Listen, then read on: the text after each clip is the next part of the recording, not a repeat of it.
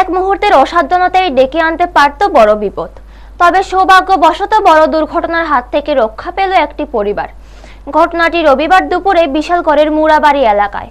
জানা যায় ওই এলাকার বাসিন্দা কেবল সাহার বাড়িতে ফ্রিজের উপর মোবাইল রেখে চার্জে লাগানো ছিল। পরিবারের সদস্যরা তখন অন্য কাজে ব্যস্ত ছিলেন। হঠাৎ করে বিদ্যুতের শর্ট সার্কিট থেকে মোবাইলের চার্জারে আগুন লেগে এবং সেখান থেকে ফ্রিজে আগুন ছড়িয়ে পড়ে।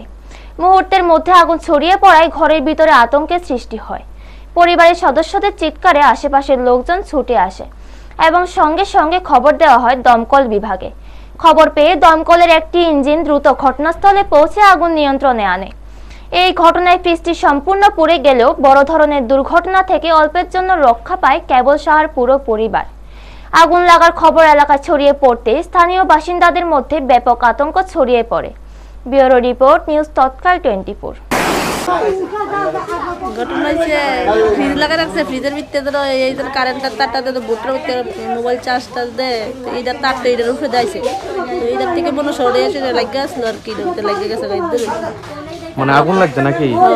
কোনখানে লাগছে? জ্বলতেছে এই ফ্রিজের ভিতরে। কিরকম ক্ষয়ক্ষতি হয়েছে?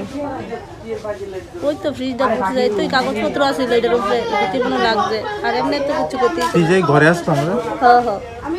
কোন জায়গা এটা? বিশালগড় মোড়া। কি নাম বাড়ির মালিকের নাম? কেবল সাহা। আমাদের বিশালগঞ্জ ফায়ার স্টেশনে একটা স্পেশাল ফায়ার কলের খবর আছে যে মোড়াবাড়িতে একটা ফায়ার করেছে।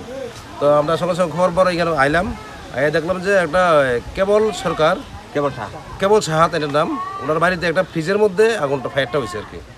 আর আমরা অনুমান করছি সম্ভবত ইলেকট্রিক শর্ট সার্কিট থেকেই ফায়ারটা হয়েছে। এই ঘরে আসিল নাকি? এটা ফ্রিজে ঘরে আসছিল। কিরকম পুরা গেছে? শুধু ফ্রিজটাই নষ্ট হয়েছে। কেমন পুরা গেছে? তো তারা কথা 2-3 হাজার টাকা লসের মতো হয়েছে। কি এতে লাগতে পারে আগুন? এটা ইলেকট্রিক শর্ট সার্কিট থেকে।